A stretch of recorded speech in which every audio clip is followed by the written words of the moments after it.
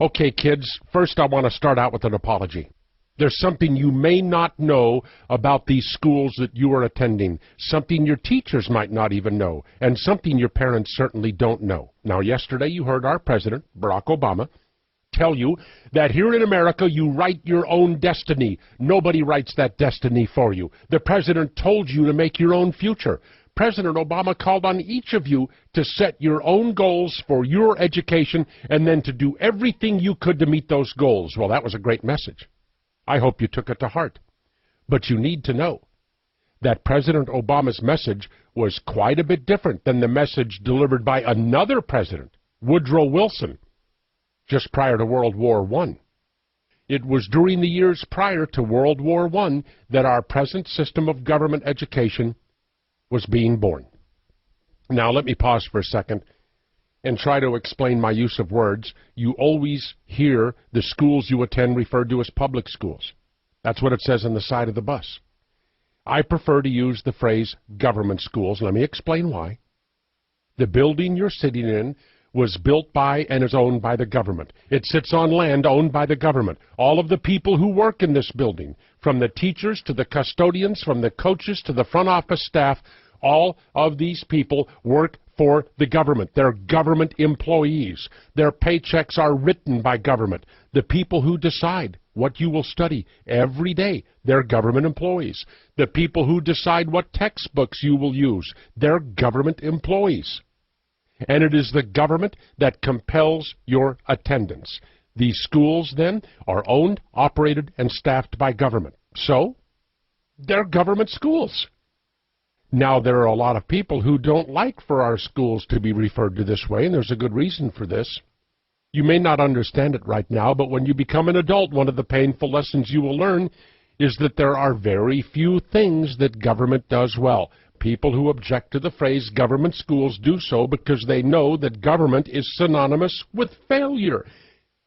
But let's get back to President Woodrow Wilson and the creation of our system of government schools prior to World War I. Those years marked a period of massive industrial expansion in the United States. Great industrialists like Henry Ford, J.P. Morgan, and others were concerned about whether or not there would be enough workers to man the great new industrial complexes that were being created. Now, listen to this, because this is very important. Factories were being built across America.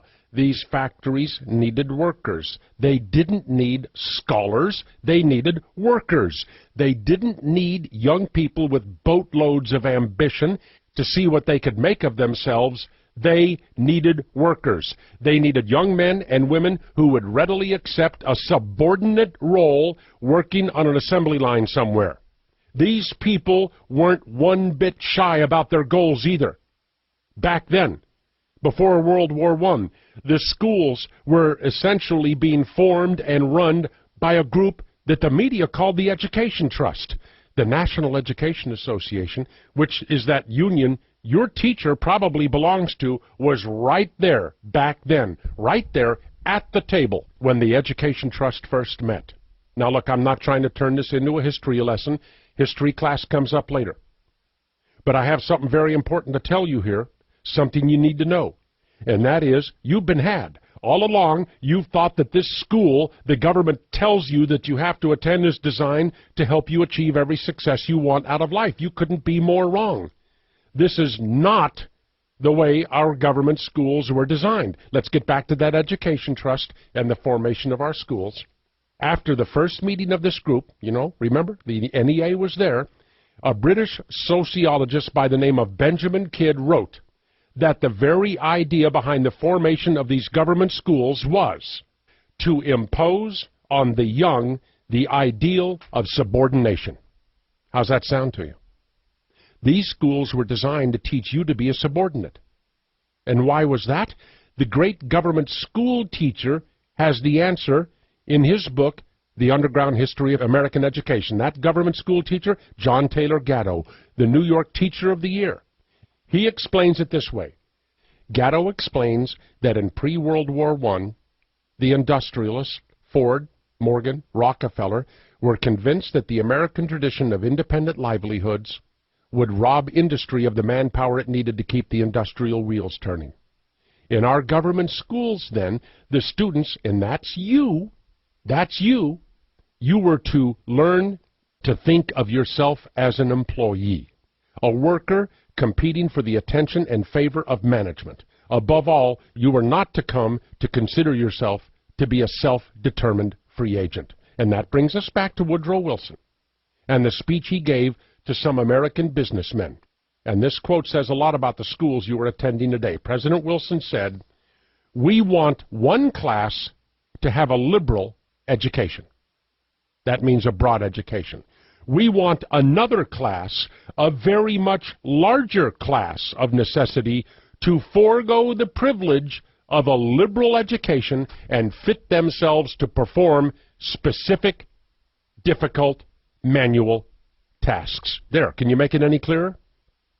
John Taylor Gatto sums it up, and I would really hope that you or maybe your parents would read his book, but Gatto summarizes the goal of the American educational establishment this way: the ability of Americans to think as independent producers had to be curtailed. And they're talking about you, not some mysterious other person. They're talking about you. It was your ability to think as an independent person that had to be curtailed. It was you that had to be molded into a good subordinate. So how do you feel about that?